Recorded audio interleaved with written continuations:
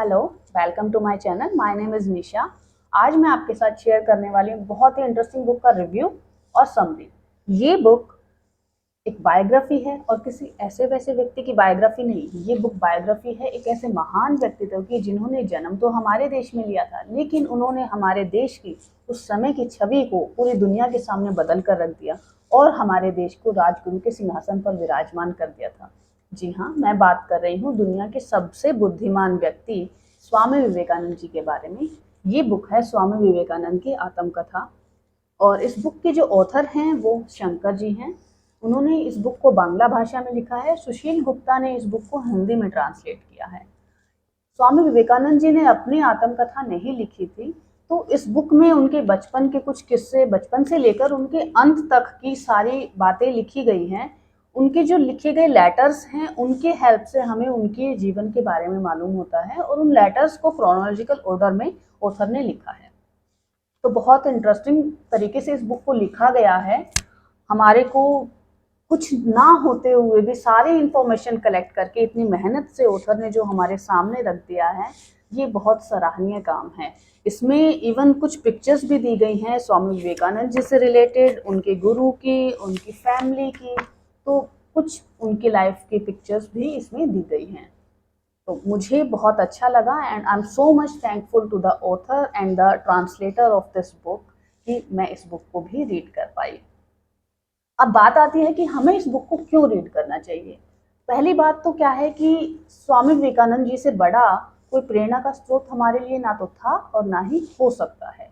तो उनको हर युवा को जरूर पढ़ना चाहिए ताकि उनके व्यक्तित्व से हर युवा परिचित हो सके और जान सके कि किस तरह से स्वामी विवेकानंद जी ने पूरी दुनिया के सामने हमारे देश की छवि को पलट कर रख दिया था।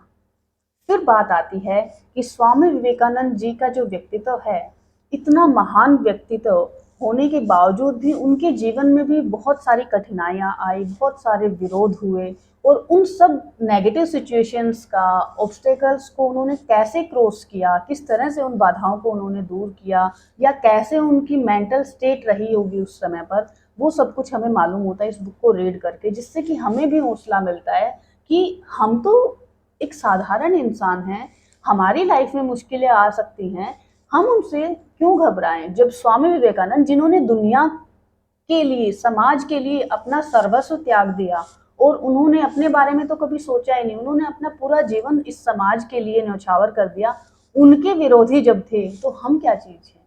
इसलिए इस बुक को पढ़ना बहुत ज़रूरी है। आई हाईली रिकमेंड कि आप इस बुक को एक बार ज़रूर पढ़िए। मुझे बहुत अच्छी लगी है ये बुक और मैं शेयर करूंगी अभी आपके साथ उनके जीवन के कुछ बातें जो मैंने इस बुक में से ही पढ़ी हैं। तो उनके बचपन से शुरुआत करते हैं। जब स्वामी विवेकानंद जी छोटे थे तो उनके मन में हमेशा कौतूहल रहता था धर्म के बारे में जानने के लिए, क्योंकि उनकी माँ धार्मिक प्रवृत्ति की थी और वो अपनी माँ से बहुत ज़्यादा प्रभावित थे।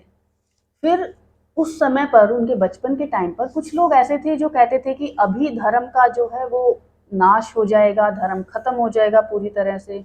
तो उन्हें भी लगने लगा कि शायद ये सच होगा, पर शुक्र है कि उन्होंने अन्य धर्मों की किताबें भी पढ़ी।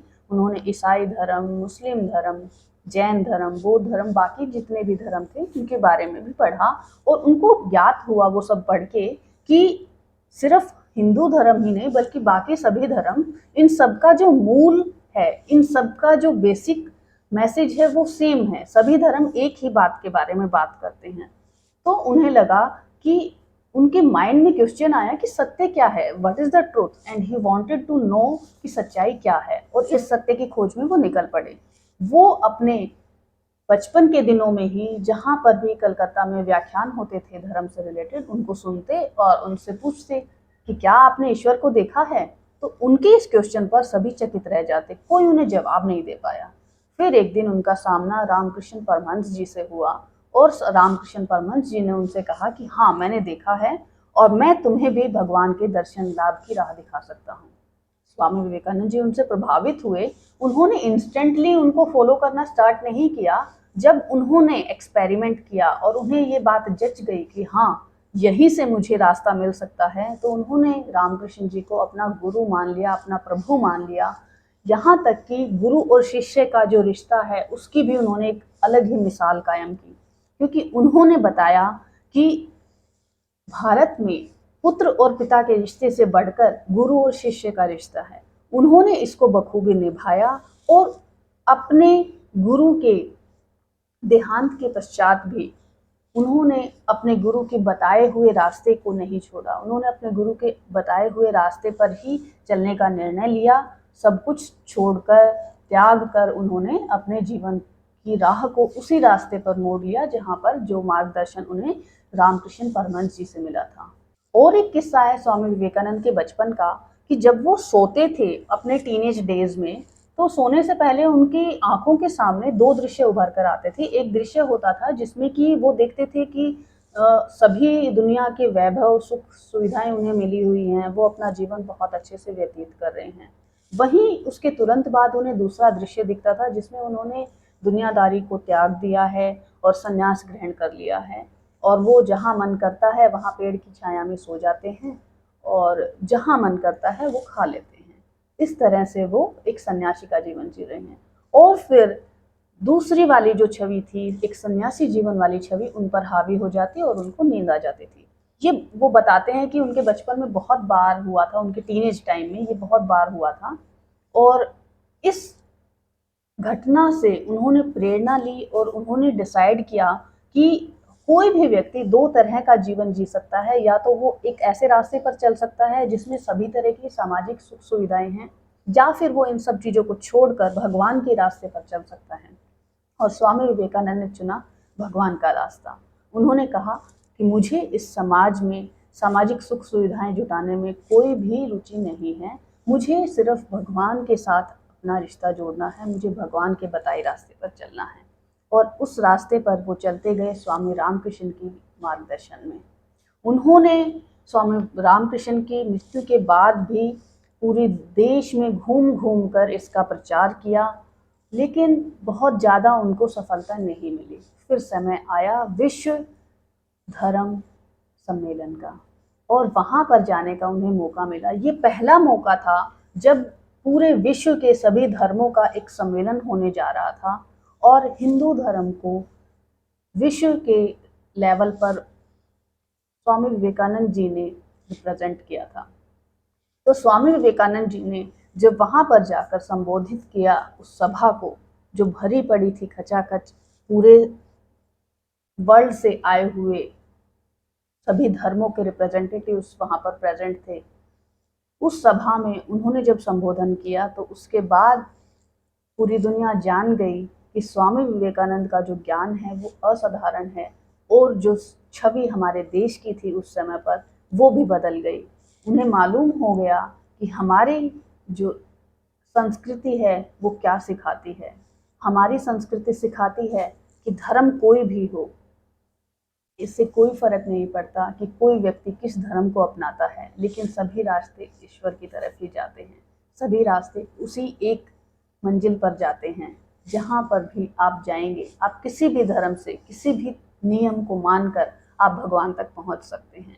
और उन्होंने बताया कि हम सबको एक साथ एक दूसरे की उन्नति में एक दूसरे की मदद करनी चाहिए। उनका जो सम्मेलन हुआ उसके बाद से उन्होंने पूरे वर्ल्ड में घूम घूम कर अपने संदेश दिए और लोग उनसे इतने प्रभावित हुए कि उनके साथ जुड़ते चले गए। ऐसा नहीं है कि सब कुछ स्मूथली चलता रहा, बहुत सारी परेशानियों का उन्हें सामना करना पड़ा था, लेकिन उन्होंने हार नहीं मानी और वो अपने लक्ष्य से कभी भटके नहीं। उसके बाद वो 4 वर्षों तक विदेशों में भ्रमण करके सब जगह अपना संदेश देने के बाद भारत में वापस लौटे। भारत लौटकर उन्होंने भारत में भी अपना प्रचार और प्रसार किया ताकि भारत के लोगों के लिए वो कुछ कर सके। उन्होंने बताया है कि वो अपने देश के लोगों के उन्नति के बारे में हमेशा सोचा करते थे। वो उन्हें हमेशा चिंता सताती थी कि मेरे देश के लोग कैसे गरीबी में और कैसे बुरी हालात में जी रहे हैं, और वो उन्हें ऊपर उठाना चाहते थे। और इसीलिए वो युवाओं का आह्वान करते थे और युवाओं से कहते थे कि उठो और तब तक मत रुको जब तक कि अपना लक्ष्य प्राप्त ना कर लो। उन्होंने कहा है कि आपके एक हाथ में गीता भले ही हो, लेकिन आपके दूसरे हाथ में फुटबॉल भी होनी चाहिए। यानी कि आपको फिजिकली एक्टिव होना भी बहुत ज़रूरी है, क्योंकि अगर फिजिकली आप एक्टिव नहीं हैं तो आपका शरीर कमज़ोर हो जाएगा, और एक कमज़ोर शरीर वाले व्यक्ति को कोई भी दबा सकता है। तो आपको शारीरिक और मानसिक दोनों तरह से स्वस्थ होना चाहिए, सुदृढ़ होना चाहिए, इस पर उन्होंने बहुत बल दिया है। उनका जीवन अपने आप में प्रेरणा का स्रोत है।